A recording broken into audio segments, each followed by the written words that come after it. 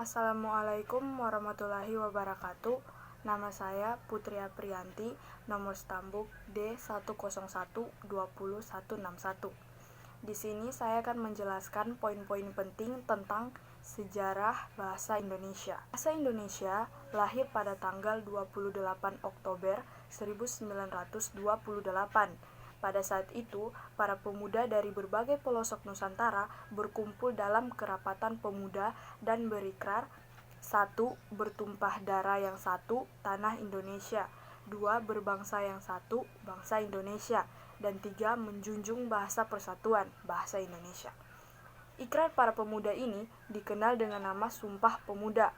Unsur yang ketiga, Sumpah Pemuda merupakan pernyataan tekad bahwa bahasa Indonesia merupakan bahasa persatuan bangsa Indonesia.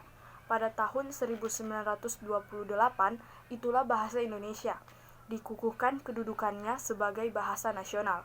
Bahasa Indonesia dinyatakan kedudukannya sebagai bahasa negara pada tanggal 18 Agustus 1945. Karena pada saat itu, Undang-Undang Dasar 1945 disahkan sebagai Undang-Undang Dasar Negara Republik Indonesia. Dalam Undang-Undang Dasar 1945 disebutkan bahwa bahasa negara ialah bahasa Indonesia. Keputusan Kongres Bahasa Indonesia 2 tahun 1945 di Medan antara lain menyatakan bahwa bahasa Indonesia berasal dari bahasa Melayu. Bahasa Indonesia tumbuh dan berkembang dari bahasa Melayu yang sejak zaman dulu sudah dipergunakan sebagai bahasa perhubungan atau lingua franca. Bukan hanya di Kepulauan Nusantara, melainkan juga hampir di seluruh Asia Tenggara. Bahasa Melayu mulai dipakai di kawasan Asia Tenggara sejak abad ke-7. Bukti yang menyatakan itu ialah dengan ditemukannya prasasti di Kudukan Bukit Berangka tahun 683 Masehi di Palembang, Talang Tuo Berangka tahun 684 Masehi di Palembang, Kota Kapur Berangka tahun 686 Masehi Bangka Barat, dan Karangbrahi Berangkat tahun 688 Masehi di Jambi. Prasasti itu bertuliskan huruf Pranagari berbahasa Melayu kuna.